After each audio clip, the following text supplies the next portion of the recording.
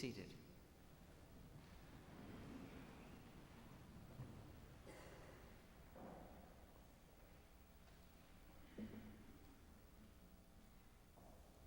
Today in Mark's Gospel, the tragic story of John the Baptizer's beheading at Herod's command teaches us about holiness. John the Baptist's holiness, his way of life, his holy way of justice, is contrasted with Herod's way of life. This Herod ruled over Galilee after the death of his father, Herod the Great. Like his father, he was politically shrewd and ruled without compassion.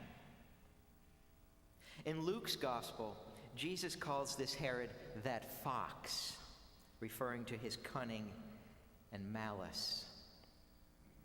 Herod had been married to the daughter of a king to the east of the Dead Sea, but he left her in order to be with Herodias, his half-brother's wife.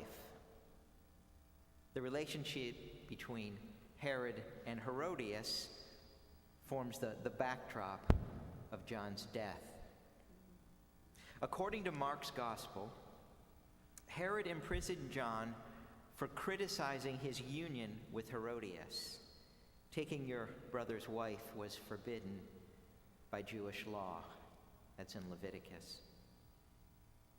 What's more, the first century Jewish historian Flavius Josephus tells us that John died at the hands of Herod for political reasons. Josephus writes that Herod feared John's influence on the people and decided to strike first and be rid of him before his work led to an uprising. The historian Josephus stresses the political fears that John stirred up. And St. Mark the Evangelist stresses the moral charges that John brought against Herod and Herodias. So often, individuals who speak prophetically and point out wrongdoing by people in power, as John did with Herod, pay a great price. Now, Herod is with Herodias, his brother's wife. Herod has imprisoned John, and John is proclaiming that Herod's relationship with his brother's wife is not lawful. Mark writes that when Herod has his stepdaughter and niece dance at a banquet, Herod is so overwhelmed with pleasure at her dancing that he makes the outrageous offer of giving her whatever she wants. And all she wants is to please her mother, Herodias. Angry with John for reminding her that her relationship with Herod is unlawful, the vengeful Herodias is finally able to have the righteous and holy John the Baptizer executed. John's righteousness and holiness had fascinated Herod, but Herod's fear overcame his fascination with John. This story of Herod and Herodias' beheading of John is Mark's very truthful commentary on the inability of tyrants and occupying powers to tolerate righteous individuals. Mark gives a portrait of John as a courageous prophet who does not base what he says and does on chances of success. In contrast, Herod makes the mistake of acting solely out of passion and fear. And it is fear that propels Mark's account of John's death. One problem is that the guests at Herod's banquet are the upper class of Galilee. They are the high officials, military commanders, and leading men whose power speaks for itself, which is why they don't even need to speak a single word in this story this morning. Their influence is unspoken. They are power brokers whose allegiance a ruler like Herod needs.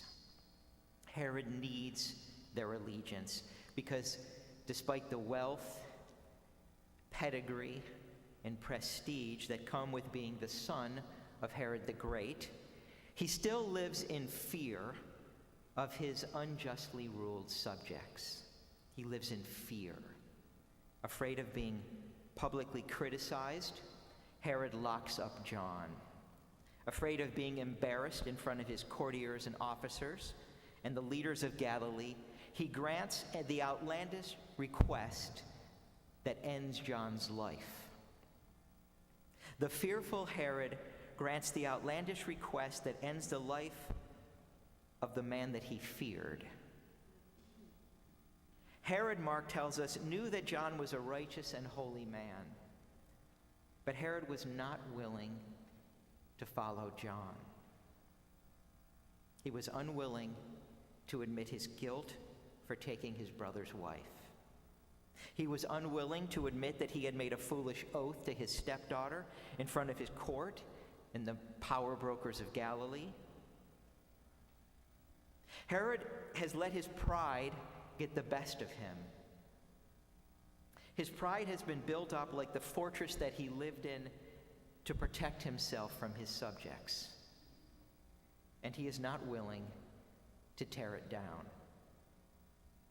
He is so worried about looking silly in the eyes of others. He is so worried about what others would think. He lives in pride and fear. So today's gospel is a word of warning. All the energy and resources that Herod has put in protecting and securing his pride, position, honor, and power have come to nothing. He is not protected, not safeguarded from hardship, not saved. Instead, his fear has kept him from leading a life open to hope and joy, a life lived in freedom and generosity. He never transcends his pride and his fear. Herod's pride and fear bring him only grief. He deeply grieves over John's tragic death. In the end, the historian Josephus tells us that the relationship between Herod and Herodias concludes in tragedy too. Herod's former father-in-law comes in from the east and successfully makes war against him. Josephus writes that Herod lost his army as a punishment for what he did against John that was called the Baptist, for Herod slew him who was a good man and commanded the Jews to exercise virtue, both as to righteousness towards one another and piety towards God, and so to come to baptism. Josephus does not write that John's death was caused by Herodias' grudge against him. Instead, he reports that John's death resulted from the jealousy of Herod on account of John's great influence over the people. Herod and Herodias soon lost power and were banished to exile in Gaul by the Emperor Caligula. And according to Mark, the growing reputation of Jesus served as a reminder that they failed. They failed to silence John's message by beheading him. John suffered a prophet's fate, but his message lived on. Mark contrasts the pride, fear, and moral poverty of Herod's life with the righteousness and holiness of John the Baptist's life, a life lived in God. By showing us how the prideful Herod feared the righteous and holy John the Baptizer, Mark wants us to understand that our ultimate fear is the absence of righteousness and the absence of holiness in life. And Mark's God, our God, waits for us on the other side of those fears.